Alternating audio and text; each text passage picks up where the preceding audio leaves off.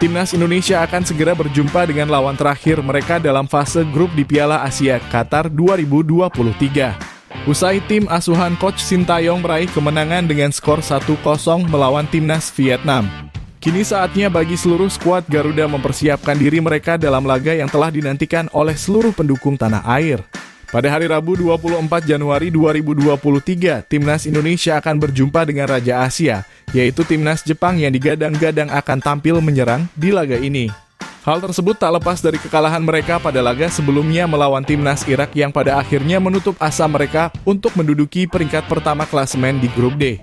Sehingga pada laga terakhir besok sudah dipastikan bahwa Timnas Jepang akan tampil menyerang dan berusaha untuk mencetak banyak gol sebagai bentuk pelampiasan atas kekalahan mereka. Di samping itu, Timnas Indonesia saat ini juga telah mempersiapkan diri untuk memberikan perlawanan yang seimbang untuk pertandingan mendatang. Asnawi dan kawan-kawan pun saat ini juga tengah berada pada performa terbaik sehingga tidak menutup kemungkinan skuad Garuda akan memberikan perlawanan yang cukup berarti bagi Timnas Jepang. Tentu target utama dari Coach Sintayong adalah dengan mengamankan posisi peringkat 3 besar terbaik untuk bisa lolos ke fase 16 besar di Piala Asia. Akan tetapi sudah tentu jika Timnas Indonesia berhasil memenangkan pertandingan, Timnas Indonesia akan secara otomatis lolos sebagai runner-up dari grup D. Dan berikut ini merupakan prediksi line-up Timnas Indonesia yang akan digunakan oleh Coach Sintayong saat melawan Timnas Jepang di laga terakhir fase grup Piala Asia Qatar 2023. Usai melakoni 2 pertandingan melawan Timnas Irak dan juga Vietnam, nampaknya Coach Sintayong sudah mulai menemukan racikan khusus yang bisa membantu performa dari anak asuhnya di dalam lapangan. Coach Sintayong kemungkinan besar akan kembali menggunakan formasi dengan memasang 3 pemain belakang, 4 pemain gelandang, dan 3 pemain penyerang. Dengan posisi kiper akan kembali diisi oleh Hernando Ari dari Persebaya Surabaya. Meskipun postur tubuhnya terbilang sangat kecil di dalam ajang ini, namun Hernando Ari telah membuktikan bahwa dirinya layak untuk bisa bersaing di level Asia.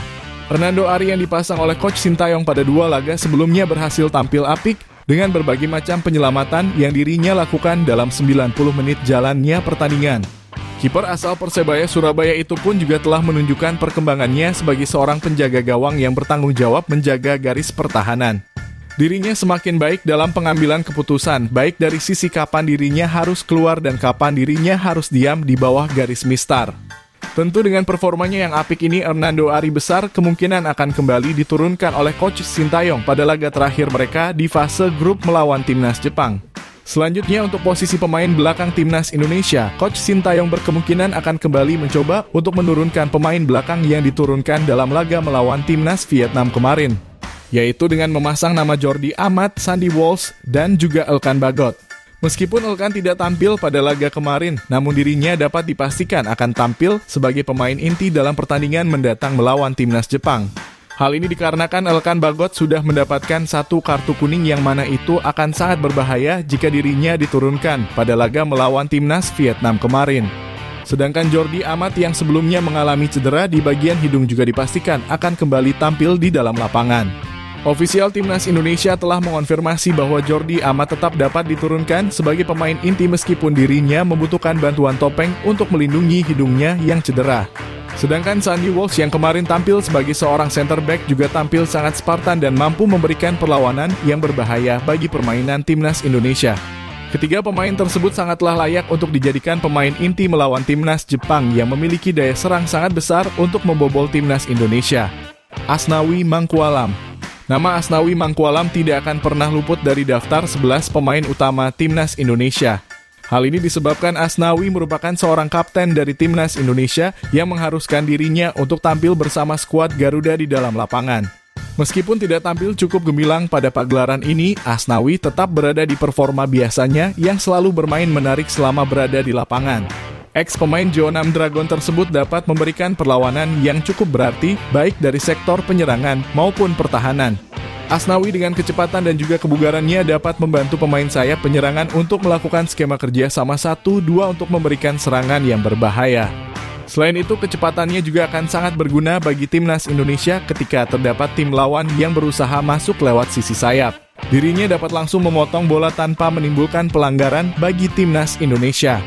Sehingga Asnawi sampai saat ini masih sangat layak untuk dimasukkan oleh Coach Sintayong sebagai seorang kapten bagi Timnas Indonesia. Sahaine Patinama. Arhan Pratama yang sedang dalam performa terbaiknya pada laga melawan timnas Vietnam kemarin membuat pemain asal Belanda yang satu ini belum mendapatkan waktu debutnya bersama timnas Indonesia.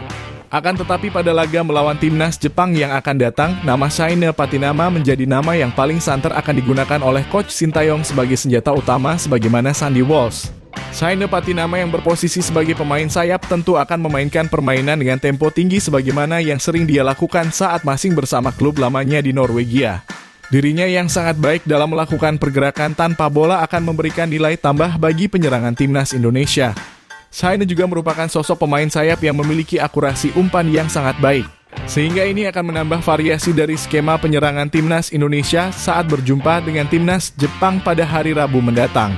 Justin Hubner tampil sangat baik sejak awal debutnya bersama timnas Indonesia. Justin Hubner secara resmi juga telah menggantikan posisi dari Mark Locke dalam susunan pemain utama timnas Indonesia.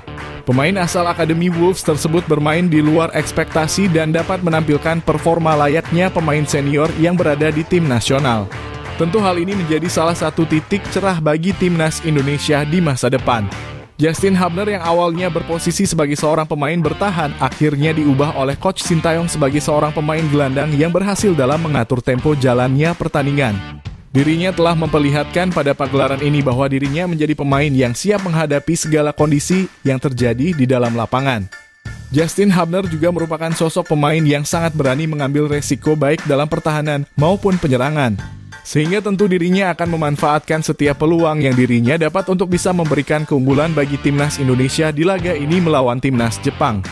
Ivar Jenner meskipun tidak terlalu tersorot selama pertandingan, namun pergerakan dan penampilan yang ditampilkan oleh Ivar Jenner sangatlah layak untuk diapresiasi.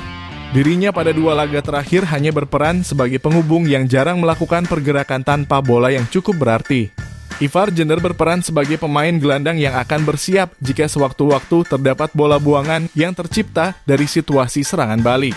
Meskipun jarang tersorot oleh kamera, namun perannya di lini tengah timnas Indonesia amatlah krusial.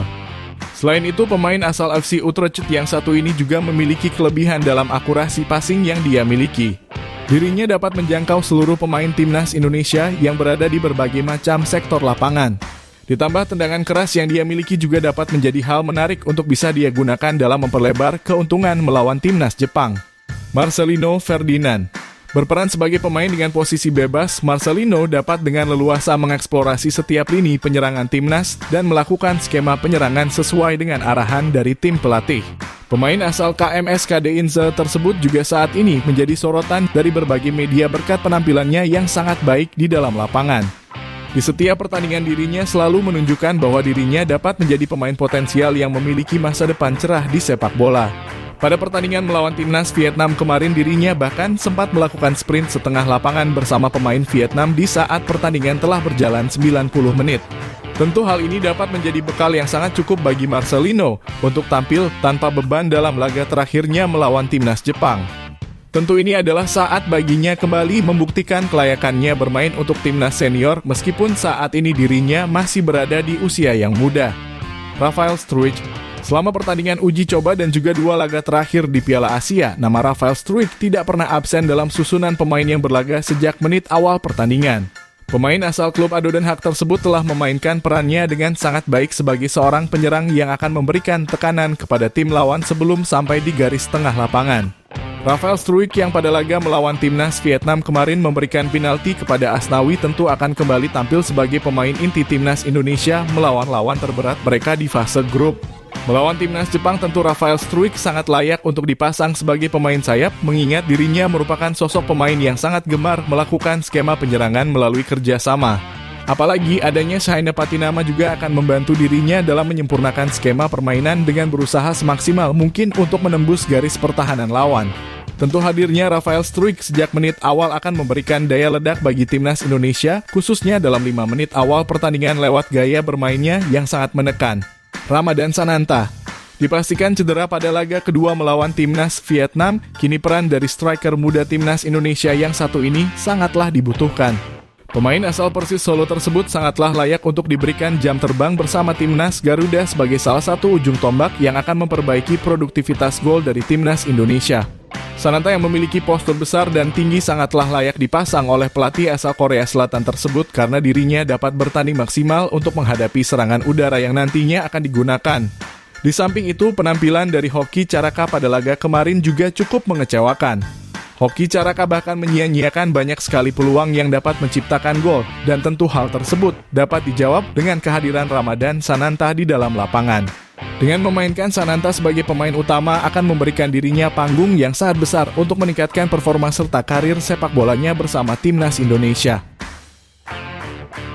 Itulah tadi merupakan prediksi line up Timnas Indonesia yang akan digunakan oleh Coach Sintayong saat melawan Timnas Jepang di laga terakhir fase grup Piala Asia Qatar 2023. Jangan lupa tulis pendapat kalian di kolom komentar.